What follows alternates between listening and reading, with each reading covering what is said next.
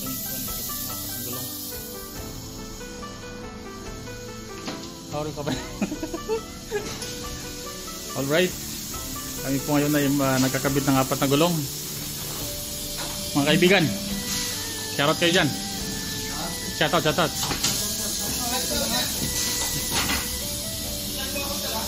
Oh, sige. So gamit po ng ating star changer, kami po ay nagbabaklas ng apat na gulong. Malaki po ito mga idol. Ito po ay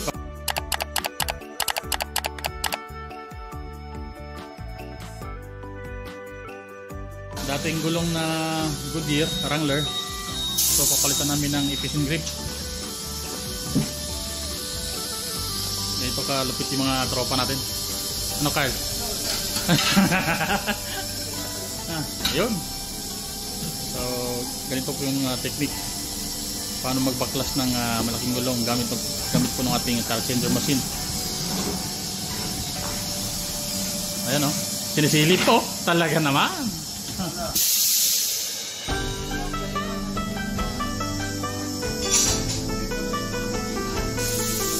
ito po yung gulong 75-60 RPM mga idol. So ito po yung ngayon yung kakabit natin. Goodyear din po siya pero different brand, different pattern. Parehas po siya ng brand, Goodyear din. So kakabit din natin ay Goodyear din po pero ito ay ipis grip to. So ito po yung sasakyan na pinapalitan namin ngayon mga idol. GMC siya, GMC 84. Ito po yung mga bagong modelo.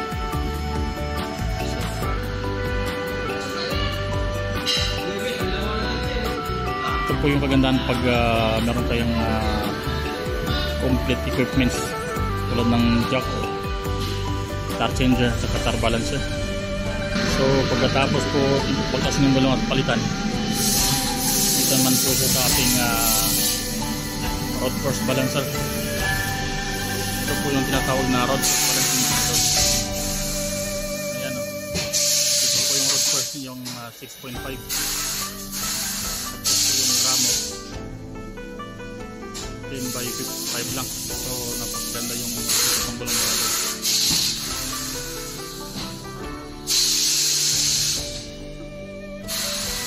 Kaibigan, so ganito po kaganda mga idol pag may teamwork yung mga tropa. May tagatanggal, may nagabalance at may tagakabit. Ano yung kaibigan? Okay na to? Nabalance na? Ayos na ayos kaibigan. Ito po yung aming ginagawa mga kapatid dito sa aming shop.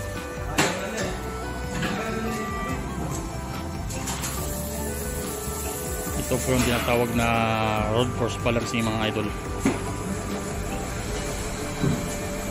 Kaibigan, magsarat ka. Yes. Shoutout mo yung mga tropa.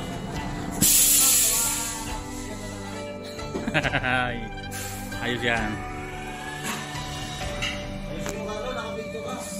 Ano kaibigan? Ayos na? Talagang napakalupit mo kaibigan. Yan o. Slowly lang, but surely na. Yun.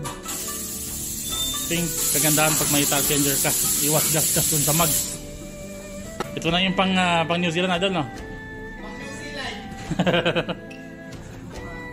Ayos yan. Kung di makuha sa pahiga, kunin mo sa patayo.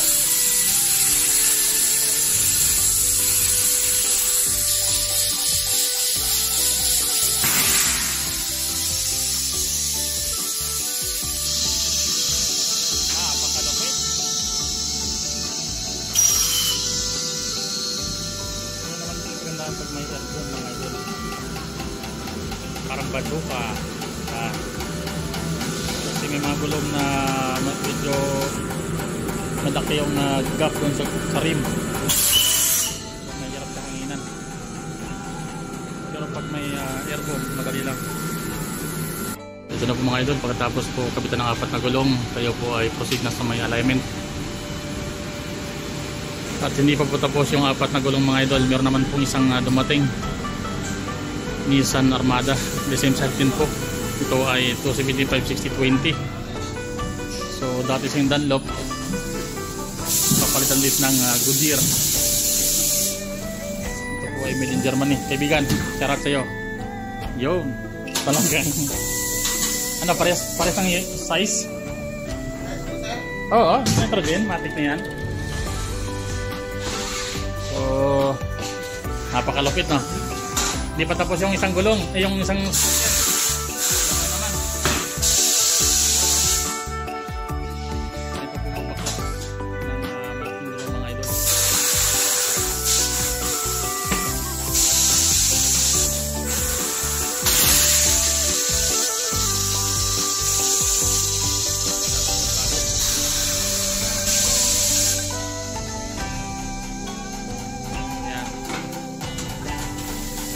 tapos sala na po sa ating car changer para baklasin na.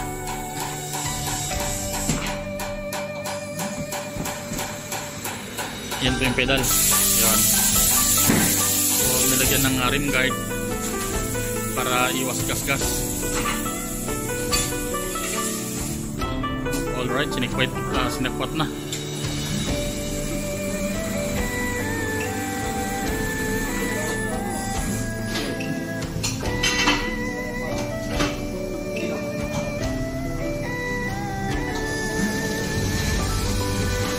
Ayun, no? Napakali lang, ano?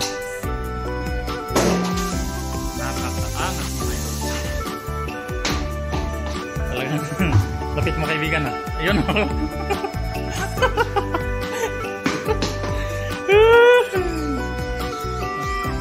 Andun yung customer, mga idol, no? Nakasipat lang. So, nilalagyan mo ng tire piece para pampadula sa labi, kaibigan. Yun, no? Talaga naman. Napakaangas. Yun. Opium ni popcorn. Kahit na mainit, ito po yung buhay OFW, no? Kahit mainit larga.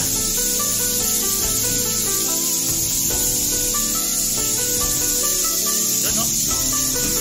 Napaka-simple.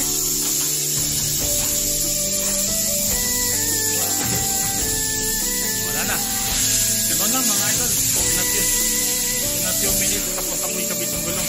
Napakabilis lang pag may car changer. Ito ulit, oh. Another gulong, baklas. Pedal. Yun.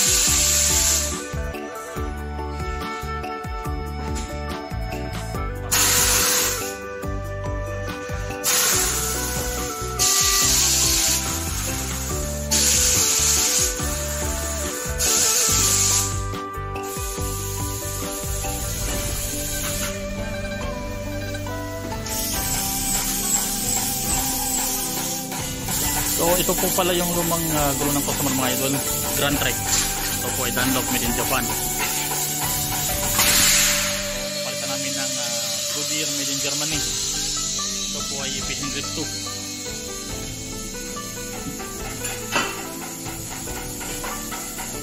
Brand po siya ng Goodyear. Ayan, o, Goodyear, made in Germany. Konting trivia, mga idol, ang Goodyear po ay origin by USA, pero ang manufacturer po niya iba, Germany, Canada at marami pang iba. So naman po yung aming compressor, yan, o, 10 bar po yan, mga idol. Napakalaki niyan. So yung aming tangke. Alright.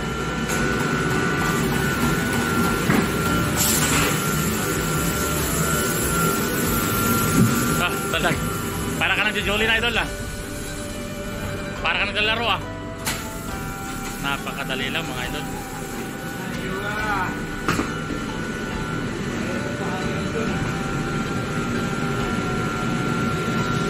Ayan sila yung dalawang gumagawa, mga idol. May tagahangin, may tagapaklas. So pagkatapos paklas yung pahanginan, ibabalance na yung gulong ulit.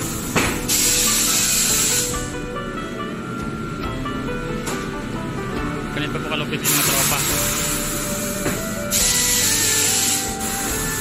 Yung gamit po natin charger ay Hunter. USB made po yan mga idol. Yan po yung customer, nakatingin lang.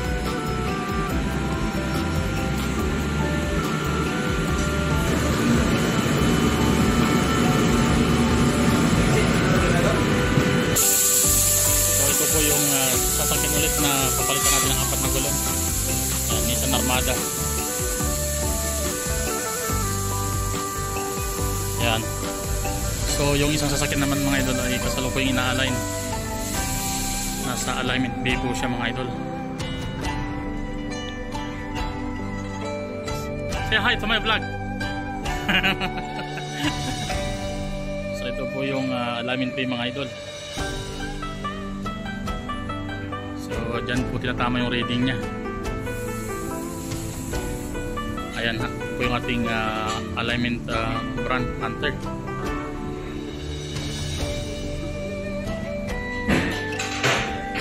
Ito po yung kagandahan mga idol pag may kompleto kayong gamit. Kompleto yung shop na dadalhan nyo ng inyong mga sasakyan. So pagkatapos kabitan ng 4 na gulong at mai-align din po siya para maiwas gas-gas po dun sa gulong. Maiwasan po yung pagkain pag tumatakbo. So yan po yung dapat na tatandaan pag nagpakabit kayo ng 4 na gulong. Dapat ipa-full package nyo pati alignment para yung takbo ng sasakyan mga idol ay maganda at iwas na masira yung gulong ng mabilisan. Katulad dito ipapakita ko sa inyo yung misalignment problem. Ito po mga idol yung misalignment problem na sinasabi ko. So may sign po sa loob. So ibig sabihin yung angle po ng gulong ay naka-negative. Nakapuka yung gulong. Kailangan po siya ituwid. Katulad din po nito. Yan. Yung sa ilalim po yung kain. So ito po kayo nasa may GMC. At ito naman po yung sa Nissan Armada ngayon na pinapalitan. So alright, maraming salamat po sa inyong panonood. Mabuhay. At please don't forget to like and subscribe mga idol sa ating YouTube channel. At kung meron din po kayo mga katanungan at mga recommendation, pwede po kayo mag-comment dyan sa may baba. So maraming salamat sa inyong panonood at mabuhay.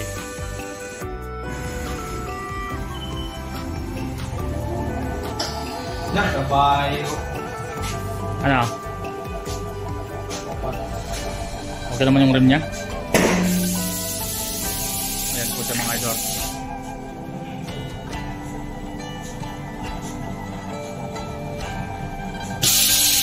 Yun, 8.5.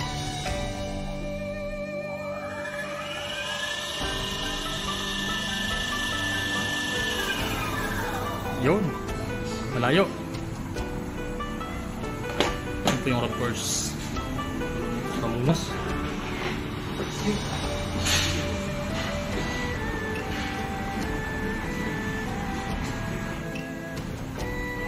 So ito po yung kagandahan pag meron Tarbalander mga idol. Maiwasan po nito ay vibration. Salamat.